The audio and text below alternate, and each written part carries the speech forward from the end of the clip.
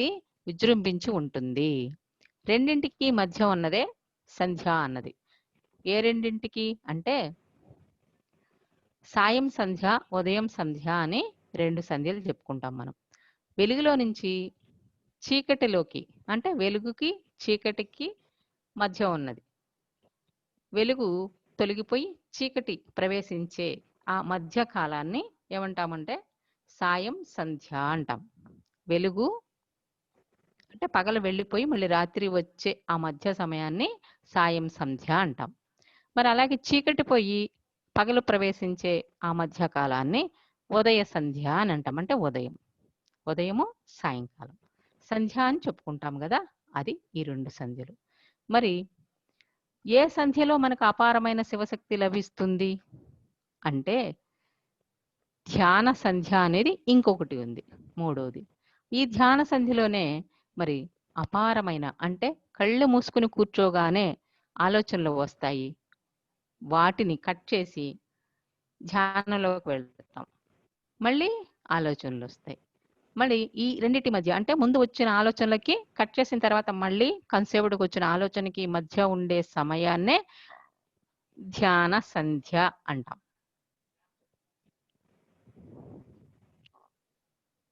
ఆలోచనలు ధ్యానానికి కళ్ళు మూసుకోగానే ఆలోచనలు వస్తాయి. ఆలోచనలు కట్ చేసి శ్వాస మీద ధ్యాస పెట్టు అంటాం కదా. శ్వాస మీద ధ్యాస పెట్టగానే ఆలోచనలు తగ్గి మళ్ళీ పూర్తిగా శ్వాస మీద ధ్యాస పెడుతూ ఉంటాం. కొంతసేపటికి మళ్ళీ ఏమవుతుంది, మళ్ళీ ఆలోచనలు వస్తాయి. మరి ఆ ఆలోచనలకి ముందొచ్చిన ఆలోచనలకి మధ్య ఉండేటటువంటి సమయాన్నే ధ్యాన సంధ్య అని అంటాం అన్నమాట. మనం కూడా ధ్యానం చేస్తే గొప్ప గొప్ప కార్యాలు చేయగలుగుతాం. ఒకరు సాధించింది ఇంకొకరు ఎందుకు సాధించలేము? అందరము అదే విధంగా ఉన్నాం కదా. మరి వాడేం చేస్తే మనం అదే చేయాలి. ఆత్మలమైన మనం భూలోకానికి వచ్చాము. పరలోకమే మన లోకం. మరి స్వలోకము కూడా అదే. పరలోకం అంటే పైలోకాలు, మన లోకం స్వలోకం అంటే మనది అసలు లోకం ఆ లోకమే. మరి భూలోకమే మనకు పరలోకం. సత్యం అంటే ఏమిటి? ఆ సత్యాన్ని తెలుసుకోవడం కోసం అనుభవం పొందటం కోసం సాధన ద్వారా ఈ భూలోకం పరలోకమైన భూలోకానికి వేధించామన్నమాట. సరే, హత్య అంటే ఏంటి? ఇప్పుడు మనం హత్యల గురించి తెలుసుకోవాలి అని అన్నాం కదా. హత్య అంటే ఏమిటి? ఎవరైనా ఇంకొకరి ఆత్మను శరీరంలో ఉండనీయకుండా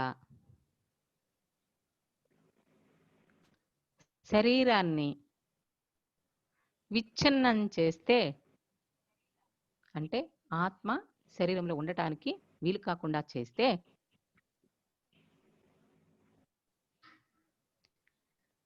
ఇంకొకసారి ఎవరైనా ఇంకొకరి ఆత్మను శరీరంలో ఉండనీయకుండా ఆ శరీరాన్ని విచ్ఛిన్నం చేస్తే, అంటే ఆత్మను శరీరంలో ఉండనీయకుండా అంటే వీలు కాకుండా ఉండడానికి వీలు కాకుండా చేస్తే, తనకు తాను తన శరీరం ఆత్మ ఉండటానికి వీలు కాకుండా విచ్ఛిన్నం చేస్తే ఆత్మహత్యలు అంటారు. అప్పుడు ఆత్మ ఉండలేక బయటకు వచ్చేస్తుంది అన్నమాట. మరి కొంతమంది ఉరిపోసుకుంటారు, ఊపిరాడదు, ఏం చేయలేరు. కొంతమంది కాల్చుకుంటారు, కొంతమంది విషం తాగేస్తారు, కొంతమంది ఎత్తైన కొండల మీదకి వెళ్ళి దూకేస్తారు. మరి ఇలాంటివన్నీ ఎన్నో రకరకాలుగా చేసేస్తూ ఉంటారనమాట. ఆత్మహత్యలు 2 రకాలంట. అవేమిటో వాటి గురించి తెలుసుకుందాం. ఎవరైతే జీవితంలో ఆత్మను అస్సలు పట్టించుకోరో, బాగా వినండి, ముఖ్యమైన పాయింట్. ఎవరైతే జీవితంలో ఆత్మను అస్సలు పట్టించుకోరో, అంటే జీవిత ప్రణాళికను అమలు చేసే ప్రయత్నం చెయ్యరో, అటువంటి వారు కూడా ఆత్మహత్య చేసుకున్నట్లే.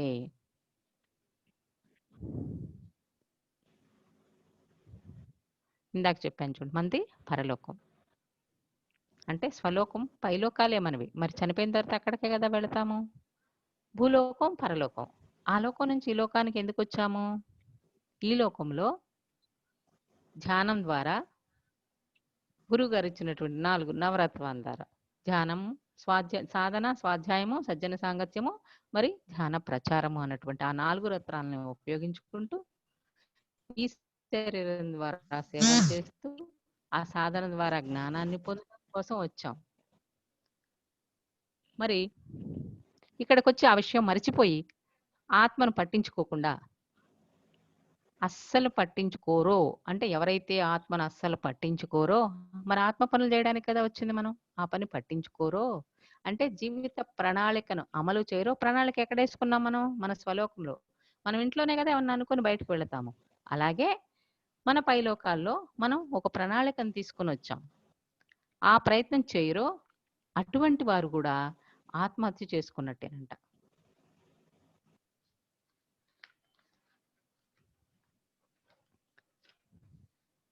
ఓకే. మరి శరీరాన్ని విచ్ఛిన్నం చేసుకోవటం, ఆత్మ ప్రణాళికను పట్టించుకోకపోవడం. మరి ప్రతి ఒక్కరం పైలోకాల్లో ఉన్నప్పుడు మానవ జన్మ తీసుకుని భూలోకంలో ఈ ఉన్నతి పొందాలి అని అనుకుంటాం.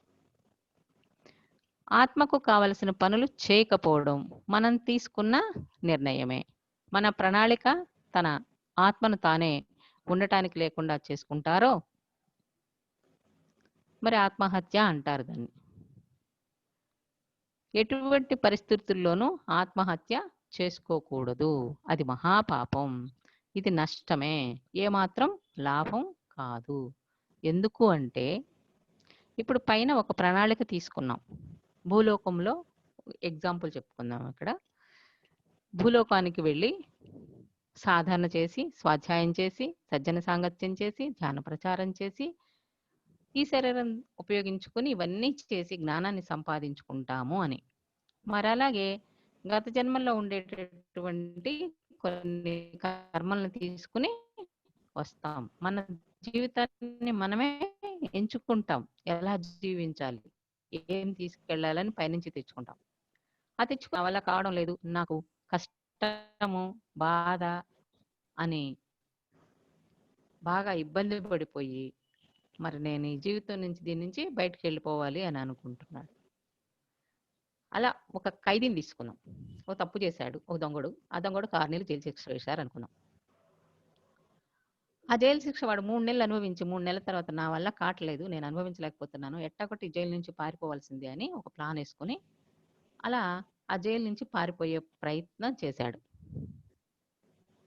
ఎట్టాగో బయటపడతాడు. బయటపడతాడు అంటే బయటకు వచ్చాడు. ఆ ప్రయత్నం చేస్తూ ఉండగానే పట్టుకునేస్తారు. ఏం చేస్తారు అప్పుడు? తిరిగి మళ్ళీ జైల్లో వేస్తారు కదా. వేసేటప్పుడు ఏమంటారు? ముందేసింది 6 నెలల శిక్ష. మరి ఇప్పుడు తప్పించుకోవటానికి ప్రయత్నం చేశాడు కాబట్టి, అంటే వేసిన శిక్షను అనుభవించకుండా మధ్యలో తప్పుకునే ప్రయత్నం చేశాడు కాబట్టి ఇంకొక 3 నెలల శిక్ష ఎక్స్ట్రా వేస్తారు. 6 ఈ 3 ఎంత అయింది? 9 నెలలు అయిపోయిందా? మరి 9 నెలలు అనుభవించి బయటకు రావాలా ఆ ఖైదీ? అంతే కదా. 3 నెలలు అచ్చగా అనుభవించాడు, ఇప్పుడు మళ్ళీ 6 నెలలు అనుభవించాలి. అలాగే జీవితం తీసుకుని భూలోకానికి వచ్చిన తర్వాత మన జీవితకాలం ఎంతో అంతా చక్కగా గడపాలి, తర్వాతే వెళ్ళాలి. ముందే మధ్యలో వస్తే ఏమవుతుంది? మళ్ళీ జన్మ తీసుకోవడము. ఏ పరిస్థితుల్లో అయితే తాను ఈ శరీరాన్ని విచ్ఛిన్నం చేసుకుని వెళ్ళిపోదలుచుకున్నాడో ఆ పరిస్థితులు అంతకు రెట్టింపుగా అనుభవించాల్సి వస్తుంది. కాబట్టి ఎవ్వరూ కూడా దాని నుంచి, జీవితం నుంచి తప్పుకోవాలి అనే ఆలోచన ఉండకూడదు. ఇప్పుడే చెప్పుకున్నాం, అది మహాపాపం, మరి నష్టమే, ఏమాత్రం లాభం కూడా కాదు.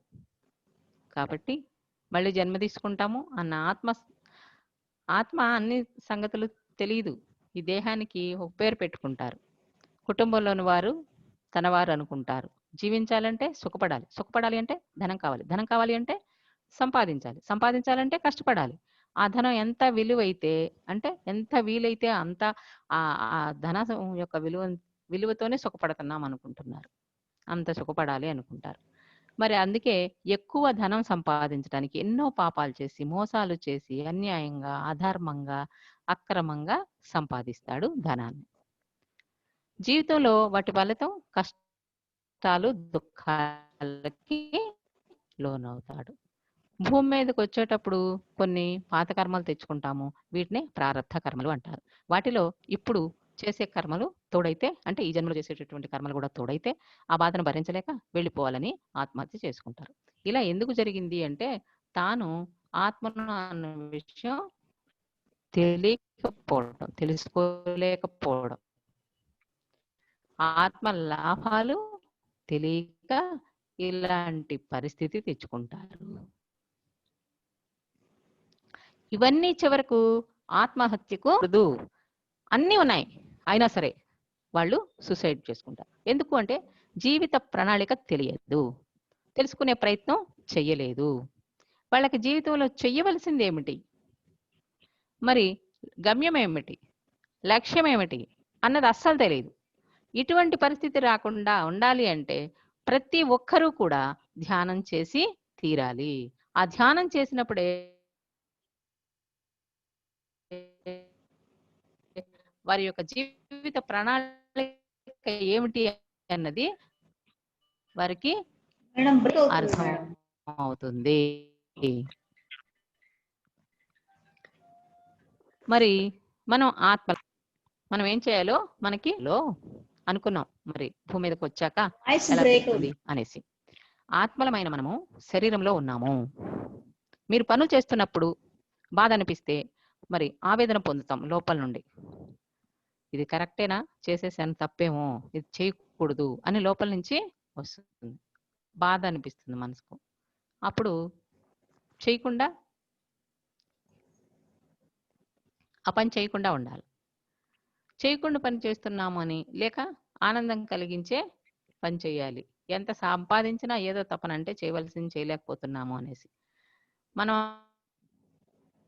అనుకుంటాం. చూడండి, ఇది ఎట్లా అంటే ఈరోజు చాలా హ్యాపీగా ఉంది, నేను ఈ పని చేశాను, భలే ఆనందంగా ఉంది అనుకుంటాం.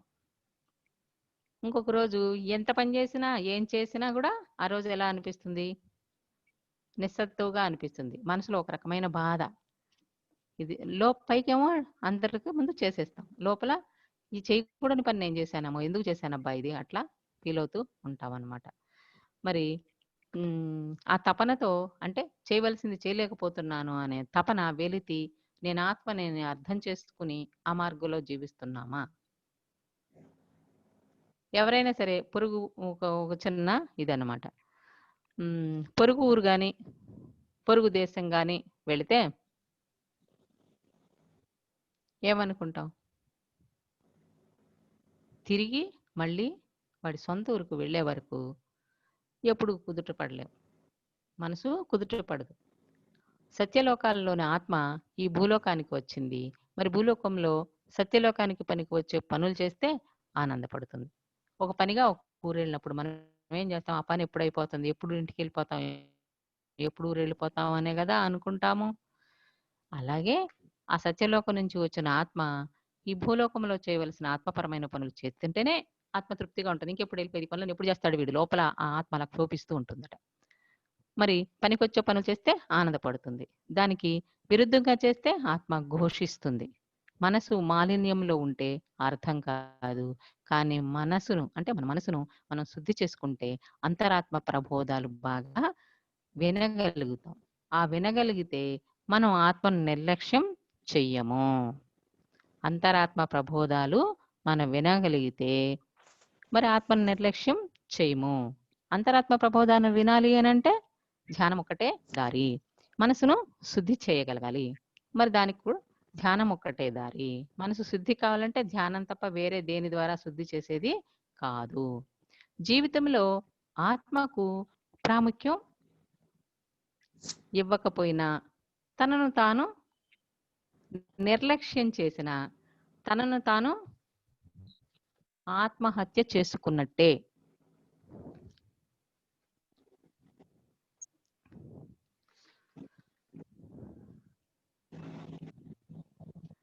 ఒకసారి జీవితంలో ఆత్మకు ప్రాముఖ్యం ఇవ్వకపోయినా,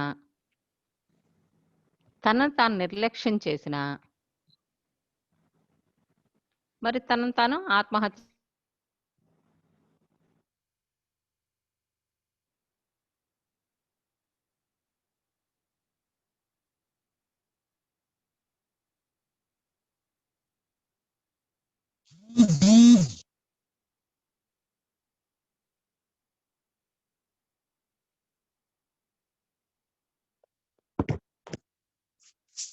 మేడం వాయిస్ రాణి మేడం వాయిస్ రాలా.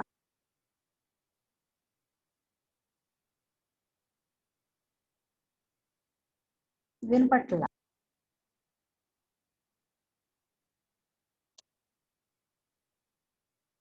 మ్యూట్లో పడిపోయింది. ఓకే మేడం, మ్యూట్లో పడిపోయింది. ఇంతకుముందు వినపడిందా మేడం? ఇప్పుడు వచ్చింది. మ్యూట్లో పడిందా? ఒక ముఖ్యమైన పాయింట్ చెప్పాను, వినపడిందా? ఇంతకుముందు వినపడ నిమిషం నుంచి పట్ల. నిర్మలా మేడం, ఇప్పుడు వినిపించింది మేడం. నిర్మలా మేడం, ఒక సెకండ్ అట్లా ఆపోయింది. ఆమె మ్యూట్లో పడిపోయింది. అది తను నిర్లక్ష్యం చేసుకున్న ఆత్మ చెప్తూ ఉన్నారు. అది అంటే వినపడలా.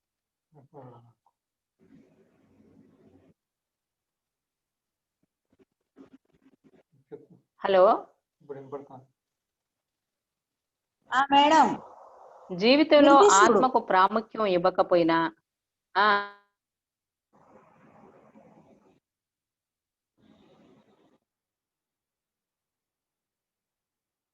చెప్పండి మేడం. పోయింది వాళ్ళ. విజయలక్ష్మి మేడం వినిపిస్తుందా?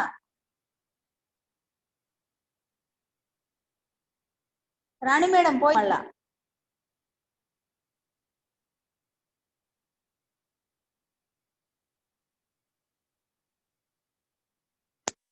వినిపిస్తుందా?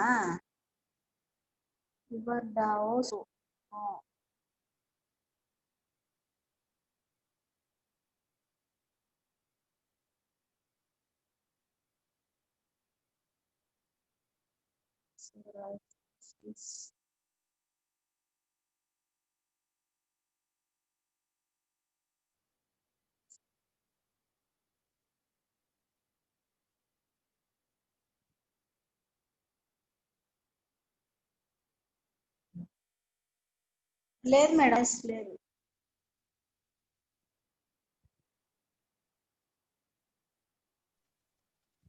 హలో, వినపడుతుందా మేడం ఇప్పుడు? ఇప్పుడు వినిపిస్తుంది మేడం. ఏమి ఈరోజు ప్రాబ్లం? Okay okay. ఇప్పుడు చూడండి మేడం, జీవితంలో ఆత్మకు ప్రాముఖ్యం ఇవ్వకపోయినా వినపడుతుందా?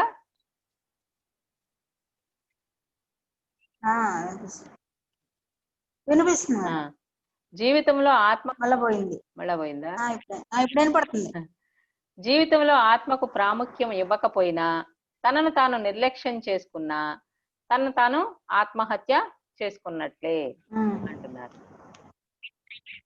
మరి సదానంద యోగి గారి సందేశం ఏమిటి అంటే డూ ఆర్ డై, అంటే చెయ్యకపోతే చావు అని. చెయ్యి, చెయ్యకపోతే చావు అన్నారంట.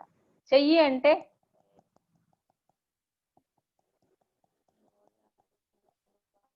థ్యాంక్ యూ, చెయ్యకపోతే చావు అన్నారట. చెయ్యి అంటే ఏంటి? ఆత్మకు ఉపయోగపడే పని చెయ్యి అని అర్థం, లేకపోతే చచ్చిపో అని అర్థం అనమాట. ఆత్మను నిర్లక్ష్యం చేస్తే వారు హంతకులవుతారు. ఈ మాట ఈ మధ్య మన గురువు గారైన పత్రిజీ గారు కూడా అన్నారన్నమాట. మా గురువు గారు ఇట్లా అన్నారు అనేసి. భౌతిక శరీరాన్ని పనికిరాని పరికరంగా తయారు చేయకూడదు. ఇది మనకు ఒక పనిముట్టు. అంటే జీవితకాలం ఆ శరీరాన్ని ఉపయోగించాలి. ఒక పనిముట్టు తెచ్చుకుంటే ఏం చేస్తాము? ఆ పనిముట్టును చక్కగా ఉపయోగించుకుంటాం కదా. అలాగే ఈ శరీరాన్ని మనం జీవించి ఉన్నంత కాలము కూడా చక్కగా ఏ ప్రణాళికతో వచ్చామో పైలోకాల నుంచి ఆ ప్రణాళిక కోసం దాన్ని ఉపయోగించాలి. ఎందుకు అంటే క్వశ్చన్ వేసుకోవాలి. ఆత్మకు లాభం కలిగించే పనులు చెయ్యాలి. కాబట్టి ఆత్మకు లాభం కలిగించే పనులు చేయకుండా ఏ పని చేసినా, ఎన్ని పనులు చేసినా శరీరం పనికిరాని పరికరం అవుతుంది. అంతే కదా. మనం ఇంట్లో వాడుకోవడానికి తెచ్చుకున్న సామాన్లే ఇది పనికిరాట్లే, ఎందుకు ఊరికే అనవసరంగానే పడేస్తున్నామో పడేయట్లేదా? ఈ శరీరం కూడా మరి మనం ఏ పని కోసం తెచ్చుకున్నామో ఆ పని చేయనప్పుడు అది పనికిరానిది అవుతుంది అన్నమాట. కాబట్టి బ్రేక్ మళ్ళీ వినపడలేదా? బ్రేక్ అవుతుంది వాయిస్. తీసేసి చెప్పి చూస్తా ఉన్నాను మేడం. మేడం వాళ్ళకి వినిపిస్తుందా అండి విజయలక్ష్మి వాళ్ళకి? నాకైతే బ్రేక్ అవుతుంది. వినిపిస్తుందా? హలో, ఇప్పుడు వస్తుంది మేడం, వస్తుంది మళ్ళా పోతుంది. ఇప్పుడు చెప్తాను ఉండండి మేడం. తీసేచ్చు. అమ్మో బాబు అన్నట్టు.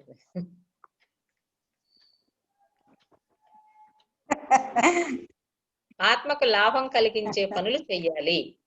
ఓకేనా? వినపడుతుందా? ఇప్పుడు బాగా వినిపిస్తుంది. ఇప్పుడు చెప్తాను వినండి. ఆత్మకు లాభం కలిగించే పనులు చేయకుండా ఏ పని చేసినా, ఎన్ని పనులు చేసినా శరీరం పనికిరాని పరికరం అవుతుంది.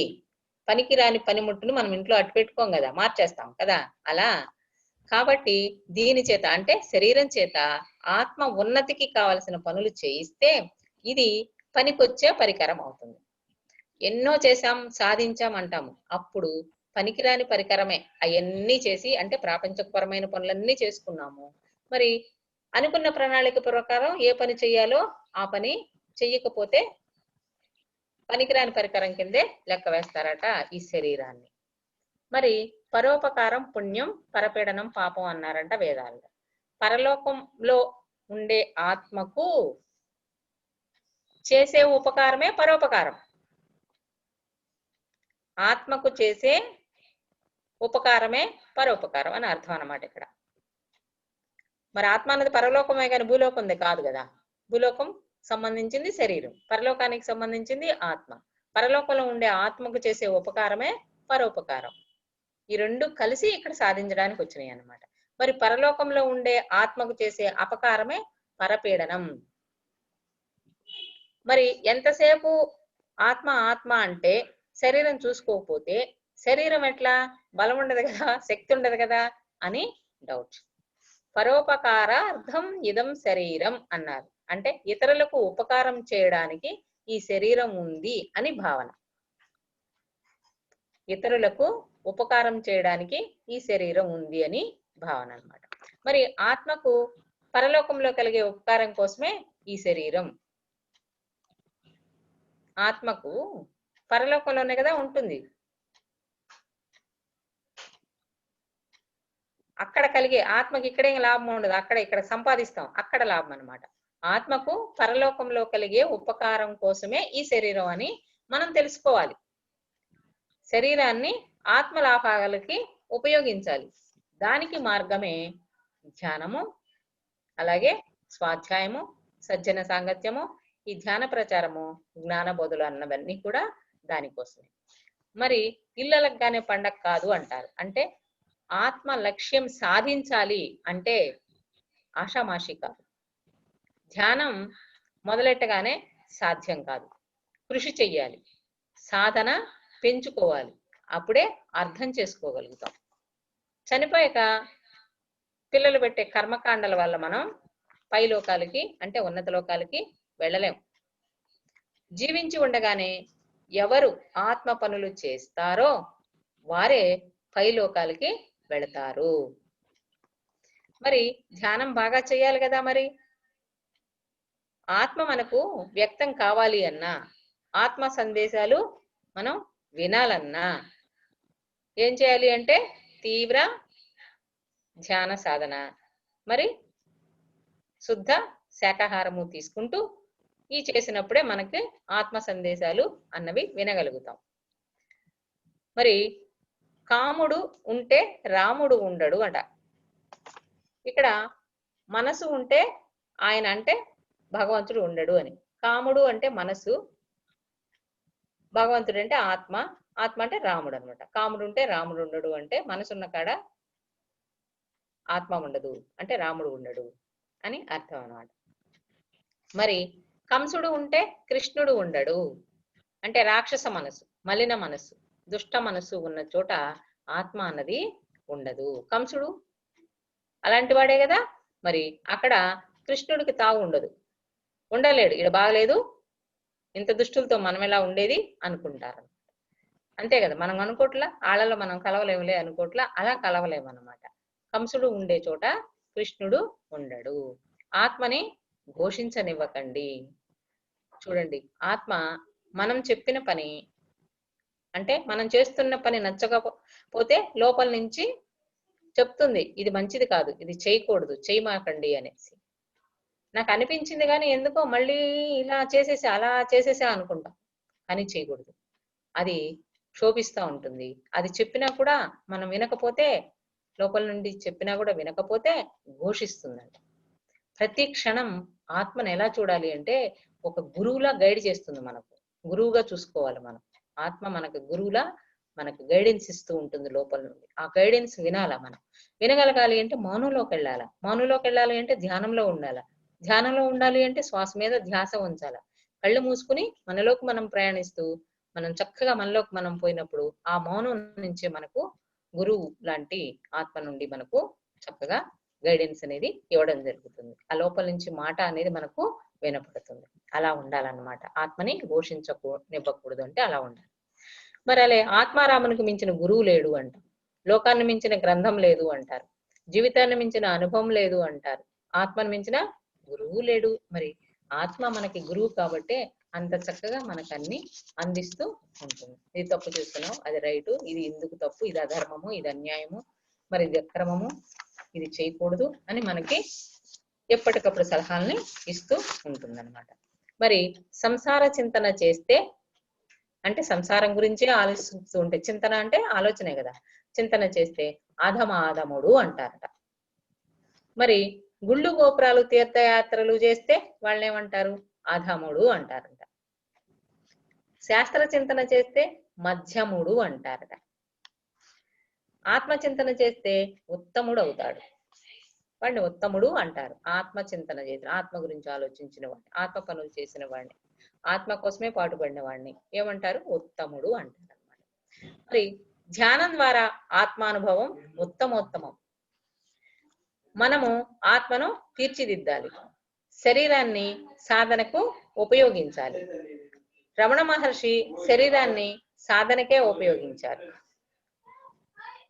మరి రమణ మహర్షి గారు చూడండి, చిన్న బాలుడుగా ఉన్నప్పుడు వెళ్ళిపోయి ఎంత చక్కగా ఎంత గొప్పగా ధ్యాన సాధన చేసి మరి మహర్షి అయ్యారు. అందరికీ భగవంతుడు అయ్యారు ఆయన. ముమ్మడివరం బాలయోగి గారు కూడా ఎంత సాధన చేశారు, చేయించారు. 40 సంవత్సరాలు తన జీవితం మొత్తం దాంట్లోనే గడిచిపోయిందంట, ధ్యాన సాధన ద్వారానే అంత సాధన చేశారంట. ఆయన అన్నారంట, నేను సాధన కోసమే జన్మ తీసుకున్నాను అన్నారంట. ఎవరు, ముమ్మడివరం బాలయోగి గారు.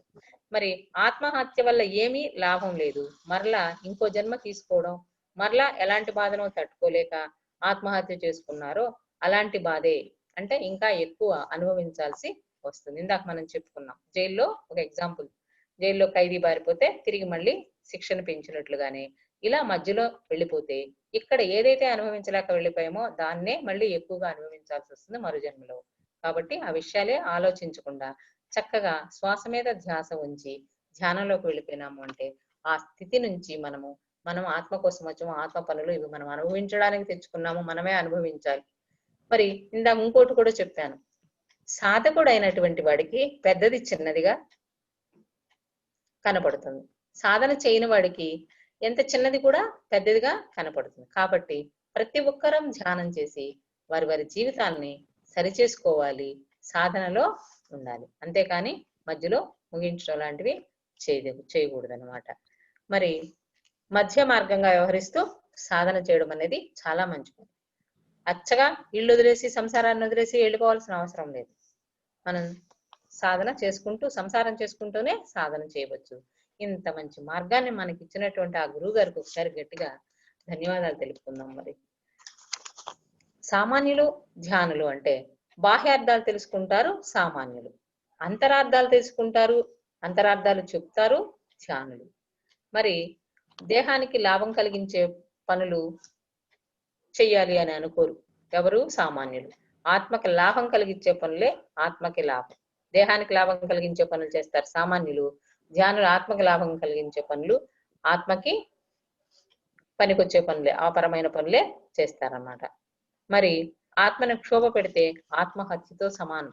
ఇప్పుడు చెప్పుకున్నాం ఇందాక కూడా, ఆత్మని క్షోభ పెడితే ఆత్మహత్యతో సమానము. శక్తి ఉన్నవారు ఏదైనా సాధిస్తారు, సంపాదిస్తారు. సంధ్యాకాలాన్ని పెంచుకుంటూ ఉండాలి. ఇందాక మనం చెప్పుకున్నాం, ఒక ఆలోచనకి ధ్యానాలు కళ్ళు మూసుకుని కూర్చున్న తర్వాత ఒక ఆలోచనకి ఇంకొక ఆలోచనకి మధ్య వచ్చే కాలాన్నే సంధ్యాకాలము అంటామని చెప్పుకున్నాము. కాబట్టి ఇది ఎలా సాధ్యము అంటే, మొదట్లో కొద్దిగా అలవాటు అయ్యే వరకు 1 నిమిషం 2 నిమిషాలు ఉంటుంది, ఆ తర్వాత 5 నిమిషాలు ఉంటుంది, తర్వాత 10 నిమిషాలు ఉంటుంది, ఆ తర్వాత గంటలు గంటలు కూడా కూర్చోగలుగుతాం. ఆ సంధ్యా సమయాన్ని, ధ్యాన సంధ్యా సమయాన్ని పెంచుకోగలుగుతాం. కాబట్టి ప్రతి ఒక్కరూ ధ్యాన సంధ్యని ఉపయోగించుకోవాలి. ఉదయ సంధ్యని మరి సాయం సంధ్యని వినియోగించుకోవడం అంటే, మన వాళ్ళు ఏం చెప్పారు, ఇల్లు శుభ్రం చేసుకోవడము. చూడండి, 4 అయిందంటే సాయంకాలము ఇల్లు ఉడ్చేసేసి కాళ్ళు మొహం కడుక్కొని శుభ్రంగా దేవుడి దగ్గరికి వెళ్ళి దీపం పెట్టండి, పొద్దుగూకింది అంటారు. అంటే సూర్యాస్తమయం సమయానికి 4 నుంచి 6 వరకు ఈ పనిలో ఉంటారు.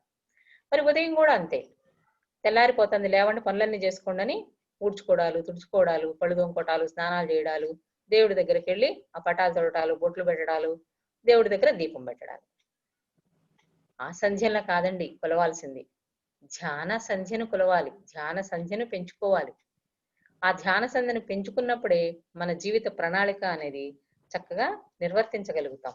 మన జీవిత ప్రణాళిక ఎటువంటిది అని అంటే అంత గొప్పది. దాన్ని వదిలేస్తే చెప్పాం కదా, అప్పుడు కూడా ఆత్మహత్యతో సమానమే అనేసి. ఆత్మను పట్టించుకోకుండా వదిలేస్తే, ఆ జీవిత ప్రణాళికను మర్చిపోతే, ఎందుకు వచ్చామో ఆ పని మర్చిపోయి ప్రాపంచక పనులు చేస్తే మరి మనం మన ఆత్మకు ద్రోహం చేసినట్లే. కాబట్టి అంటే ఊరికే ఉరి వేసుకునో పడో దూకో చచ్చిపోయిన వాళ్ళు మాత్రమే కాదు, ఇలా ఆత్మను పట్టించుకొని వాళ్ళు కూడా ఆత్మహత్య చేసుకున్నట్లే అని చెప్పి చక్కగా మనకి గురువు గారు అందించడం జరిగిందనమాట. ఇప్పుడు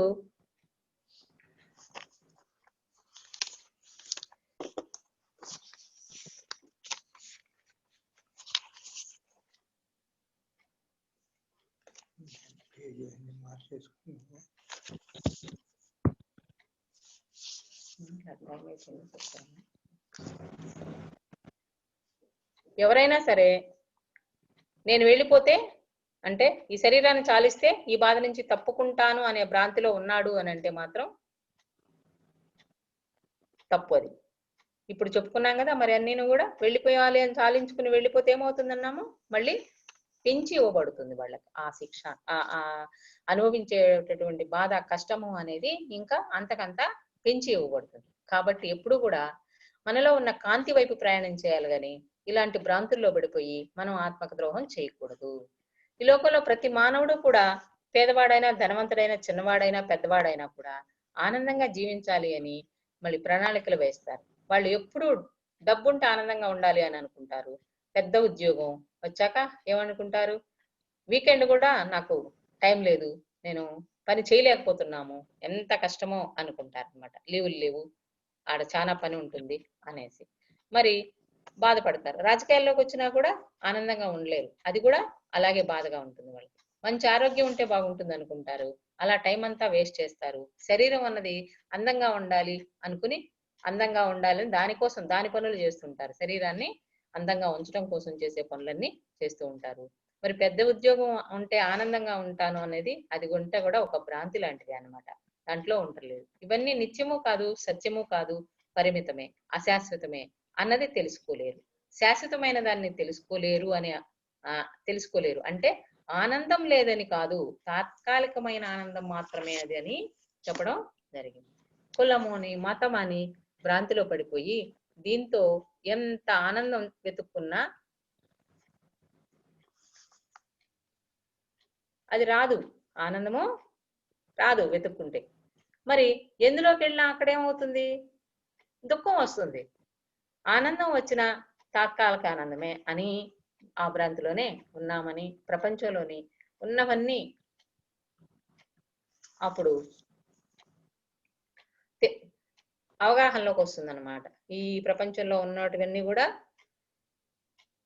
తాత్కాలికమైనవే, అశాశ్వతమైనవే అని అప్పుడు కొంచెం అనుకుంటారన్నమాట. మరి వేసవకాలంలో తారు రోడ్డు మీద వెళ్తున్నప్పుడు దూరంగా నీళ్లు ఉన్నట్టుగా, అక్కడ వాన కురిసిందేమో అక్కడ నీళ్లు ఉన్నాయి అన్నట్టు నిగనిగలాడు చక్కగా నీళ్లు కనపడతాయి అన్నమాట. అది కూడా ఒక భ్రాంతి అని చెప్పుకోవచ్చు. ప్రాపంచికంలో భార్య పిల్లలు, డబ్బులు, పదవులు చూసుకుని అవే నిజం అనుకుంటారు. ఆహా బాగున్నాం ఇప్పుడు మేమందరం, మా పిల్లలు బాగున్నారు, మేము బాగున్నాం, మా సంపాదన బాగుంది, మా ఆస్తిపాస్తులు బాగున్నాయి, మనకు మంత్లీ వచ్చే ఇన్కమ్ బాగుంది, మాకు ఇంకేమి అనుకుంటారు. అలా ప్రవాహంలో ఉంటే, ఆ ప్రవాహం అంటే నీటి ప్రవాహం. నదులు కొట్టుకెళ్తుంటే చూడండి, పెద్ద పెద్ద దుంగలు కలిపి కట్టి వదులుతారు. ఒకవేళ నీటి ప్రవాహం ఎక్కువైపోతే ఏమవుతుంది, ఆ దుంగలన్నీ కూడా ఆ నీటి ప్రవాహానికి విడిపోతాయి, ఆ కట్లన్నీ ఊడిపోయి విడిపోతాయి అన్నమాట. అలా మనమంతా కూడా వస్తాము, కలుస్తూ ఉంటాము, విడిపోతూ ఉంటాం అన్నమాట. పైనుంచి వస్తాము, కలుస్తుంటాం, విడిపోతూ ఉంటాం. అంతే, అన్ని తాత్కాలికమైనవే గాని శాశ్వతమైనవి కావు. శరీరం ఎందుకు అంటే, శరీరం అంటే మలమూత్రాల భాండాగారం. నవరంధ్రాల ద్వారా అన్నింటినీ బయటికి పంపించి వేస్తుంటుంది. లోపల అంటే శరీరం లోపల చూస్తే అంతా తెత్రు, చీము, మలమూత్రాలే కదా ఉంటాయి. శరీరంతో పరమాత్మ దర్శనం పొందాలి అన్నది తెలియాలి. బయట ఎక్కడ ఆ ఆనందం ఉండదు అని తెలుసుకోవాలి. మరి నాలోకి నేను ప్రయాణించినప్పుడే నాలో ఉన్న భగవంతుణ్ణి, అంటే నాలో ఆ కాంతి ఉంది, ఆ జ్యోతిని నేను దర్శించాలి అని తెలుసుకోవాలి. ప్రాపంచకం అన్నది ఎప్పుడు కూడా శాశ్వతం అనుకుంటాడు, కాదు. ప్రాపంచకం ఎప్పుడు కూడా శాశ్వతం కాదు. తమో గుణం వల్ల అలా అనుకుంటుంటారు. ప్రపంచంలో ఆత్మజ్ఞానం వల్ల సుఖం, ఆనందం ఉందని భ్రాంతి చెందుతూ ఉంటాడు. మరి భ్రాంతి నుంచి కాంతి వైపు, అంటే ఆ జ్యోతి వైపు ప్రయాణించు అని చెప్తున్నారు. కోటి సూర్యుల కాంతి నీలో ఉంది, ఆ జ్యోతిని దర్శించు అని చెప్తున్నారు గురువులందరూ కూడా. మరి మనందరిలో ఉన్న ఆ కాంతి స్వరూపాన్ని మనం దర్శించాలి. ముందు అన్నిటికీ అంటే ఈ అన్నిటికీ ఉన్నటువంటి అడ్డైన ఆ మనస్సు ఉందే, ఆ మనసు లోపల ఉన్న ఆత్మ మిత్రుడుగా ఉంటుంది, మనసు శత్రువుగా ఉంటుంది. డబుల్ రోల్ అంట. సినిమాలో ఒక హీరో రెండు పాత్రలు చేసినట్టుగా మన లోపల ఈ రెండు, శత్రువు మిత్రువు రెండు కనపడుతూ ఉంటుంది. అందరిలోనూ కాంతి లోపల ఉంది కాబట్టి ఈ బయట భ్రాంతిని వదిలి కాంతి వైపు ప్రయాణం చేయాలి. ఒక పిసినారు ఏ పని చేసినా కూడా ధ్యాసంతా వాడికంటే వాడు దాచిన డబ్బు మీదే ఉంటదంట. మరి అలాగే మనం కూడా ఏం చేస్తున్నా మనలో ఉన్న జ్యోతి అంటే ఆత్మ మీదే ఉండాలి ధ్యాసంతా. ఏ పని చేస్తున్నప్పటికీ మన ధ్యాస ఆత్మ మీదే ఉండాలి. ఒక బెల్లం ముక్కని చీమ గట్టిగా పట్టుకుంది అనుకోండి, దులుపడానికి ప్రయత్నం చేస్తాం మనం. ఆ దులిపినప్పుడు ఏమవుతుంది అంటే, ఆ చీమ మన అంటే ఆ దులిపే ఫోర్స్కి సగానికి ఇరుగుతుంది. ఆ తలకాయ మాత్రం రెండు కొండలతో అలా పట్టుకుని అలాగే ఉంటుంది బెల్లం ముక్క. అలాగా మరి ఆవు దగ్గర దూడ పాలు తాగుతుంది. పాలు తాగిన తర్వాత ఏం చేస్తుంది, దూడ దాని చుట్టూ ఆవు చుట్టూ తిరుగుతూ ఉంటుంది. అప్పుడు ఆ రైతు ఏం చేస్తాడు, దూడను తీసుకెళ్ళి ఒక గొంతకు కట్టేస్తాడంట. అలా నీవు నీ మనసును శ్వాస అని గుంజకు కట్టేయి అని చెప్తున్నారు మన గురువు. ఎప్పుడైతే మన శ్వాసను ఆ గుంజకు కట్టేస్తామో కాస్త నిశ్చలపడుతుంది. చంచలంగా ఉన్న మనసు కాస్త నిశ్చలమవుతుంది అన్నమాట. సముద్రంలో ఇంకొక చిన్న విషయం తెలుసుకుందాం. సముద్రంలో నీరు ఎలా ఉంటుందండి, ఉప్పగా ఉంటుంది, తాగటానికి పనికి. వర్షపు నీటి మారినప్పుడు అందరికీ అన్నింటికి ఉపయోగం. అలాగే అంటే ఆ ఎండకి సముద్రం పైన నీళ్లు ఆవిరై అవి మేఘాలుగా మారి వర్షం కురిచినప్పుడు ఆ నీళ్ళు అందరికీ ఉపయోగపడతాయి. అలాగే ప్రపంచం వైపు ఉన్న మనస్సును దైవం వైపు అంటే నీలోకి తిప్పితే నీవు అందరికీ ఉపయోగపడతావు. అందుకే మరి జీవత్వం వైపు నుండి దైవత్వం వైపు నడవాలి. పైన ఉన్న భ్రాంతిని వదిలి లోపల ఉన్న కాంతిని చేరుకోవాలి అని చెప్తారు. మరి ప్రతి ఒక్కరి జీవితంలో పరమాత్మ దైవల్ల ఓ సద్గురువు వస్తారు. తాబేలు దూరంగా ఉండి తన పిల్లల్ని కాపాడుతూ ఉంటుందంట. 11 దగ్గర నుంచి కాపాడుకోవటం వరకు అలా తలుపుతోనే ఆ పిల్లల్ని కాపాడుకోగలుగుతుంది. అంటే తలుపు అంటే తలుచుకోవడంతోనే. ఇంకెవరు దూరంగా ఉండి అలా కాపాడుకోలేరంట. ఆ శక్తి తాబేలుకు ఉందంట. మరి అలాగే ఒక గురువు తన శిష్యుణ్ణి ఎప్పుడూ అలా కాపాడుకుంటూ ఉంటాడంట. మనల్ని సరైన మార్గంలో నడిపిస్తారట. మరి నిత్య నైమిత్తిక కర్మల ద్వారా ఎన్నో పుణ్యకర్మలు సత్యకర్మలు చేయిస్తూ ఉంటారు అన్నమాట. ఈ విధంగా మనల్ని కాపాడుతూ ఉంటారు అన్నమాట. మరి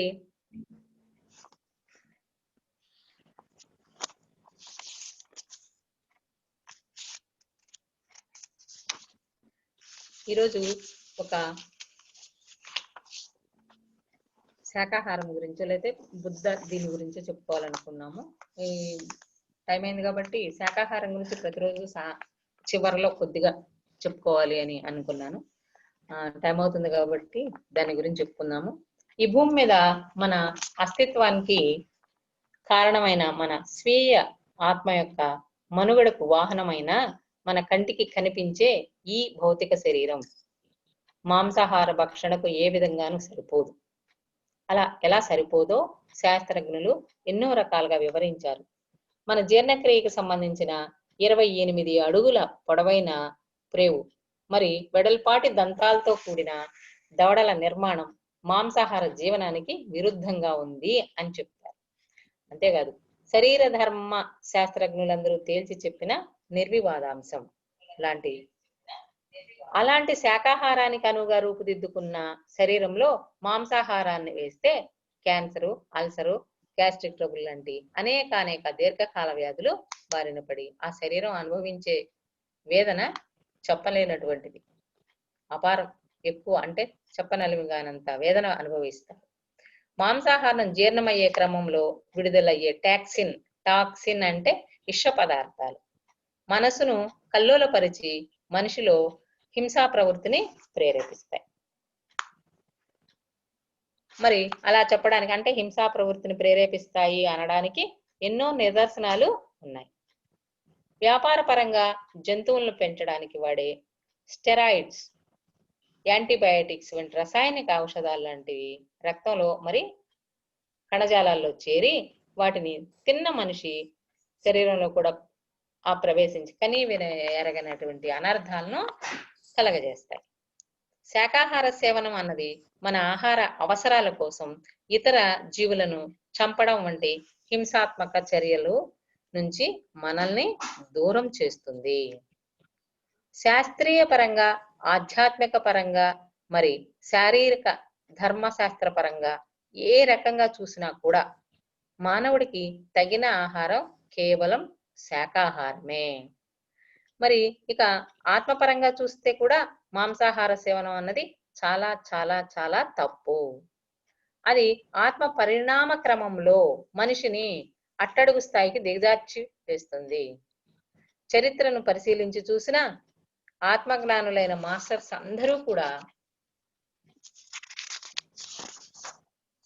అంటే ఈ ధ్యానం చేస్తూ ఆత్మజ్ఞానులైన మాస్టర్లు అందరూ కూడా ఏం చెప్పారంటే శుద్ధ శాకాహారులుగా తమ జీవనాన్ని గడిపిన వారే. అది మనం తెలుసుకుంటాం. ప్రాచీన గ్రీకు పూజారులు, ఈజిప్టు మత పెద్దలు, గొప్ప తత్వవేత్తలు అందరూ కూడా శాకాహారులేనంట. గౌతమ బుద్ధుడు తన శిష్యులకు అన్ని ధర్మాల్లోకెల్లా అహింస అన్నదే ముఖ్య ధర్మంగా అందజేశారు.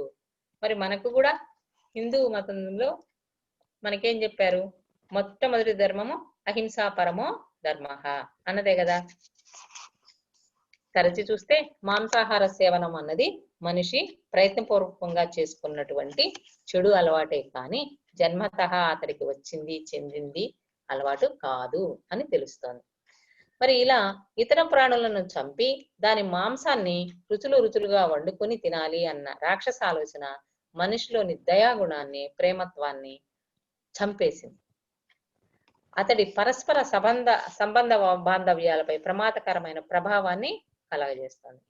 కలిసిమెలిసి ఉండవలసిన కుటుంబంలోని సభ్యుల మధ్య, మరి పరస్పర సోదర భావంతో మెలగవలసిన సమాజంలోని వ్యక్తుల మధ్య ద్వేషాగ్నులు రగులుతూ పరస్పరం చంపుకుంటున్నారంటే దానికి కారణం ఆహారం రూపంలో వారు తింటున్న మాంసాహారం తప్ప మరొకటి కానే కాదు. చాలా మంది కోళ్ళు, మేకలు, పందులు, బాతులు, మరి ఇంకా అనేక సాధు జంతువులను పెంచుతోంది మేమే కదా, వాటిని పెంచుతున్నా మాకు వాటిని చంపి తినే హక్కు కూడా ఉంటుంది కదా అని వితండవాదం చేస్తూ ఉంటారు. మరి అలాంటి మూర్ఖులందరికీ ఒకటే ప్రశ్న, మీ పిల్లలను కూడా మీరు జన్మనిచ్చి వారిని ప్రేమగా పెంచి పోషిస్తున్నారు, మరి వారిని కూడా చంపి వండి తినడానికి ఎందుకు భయపడుతున్నారు? వారు కూడా మీ కష్టార్జితమే కదా. కాబట్టి ఇలాంటి వితండవాదాలు కట్టిపెట్టి సత్యం ఏమిటో తెలుసుకోవాలి. ప్రాణం ఉన్న ప్రతి ఒక్క ప్రాణి కూడా తన ప్రాణాన్ని కాపాడుకోవటానికే ప్రయత్నిస్తూ ఉంటుంది. మరి తనను ఎవరైనా చంపుతూ ఉన్నప్పుడు అది తప్పక భయాన్ని వేదనను అనుభవించి నిస్సహాయ స్థితిలో మరణాన్ని పొందుతుంది. వాటి వేదనా తరంగాలు మన చుట్టూ ఉన్న వాతావరణంలో నిండిపోతాయట. మానవ మస్తిష్కాలను ప్రభావితం చేస్తుంటాయి. మస్తిష్కాలు అంటే బుర్రలు. అందుకే పశువధశాలలు సమీపంలో నివాసం ఉంటున్న ప్రజలలో మరి పిల్లల్లో మానసిక విపరీత ధోరణులు ఎక్కువగా కనిపిస్తూ ఉండడం మానసిక విశ్లేషకులకు కనబరుస్తుంది. కాబట్టి ఏ రకంగా చూసినా కూడా కేవలం శాకాహారమే ఆసేవనమే మానవ జాతికి అత్యంత అనువైన ఆహారం. ఆ ఆహార నియమాలను పాటించకపోవడం వల్ల హింసా ప్రవృత్తిలో కూడిన యుద్ధోన్మాద చర్యలు ప్రపంచం ఎదుర్కోవలసి వస్తుంది. మరి అలాగే ఆకుపచ్చని కూరల్లో కూడా 90% నీటితో పాటు ఖనిజాలు, లవణాలు మరి విటమిన్లు కూడా ఉంటాయి.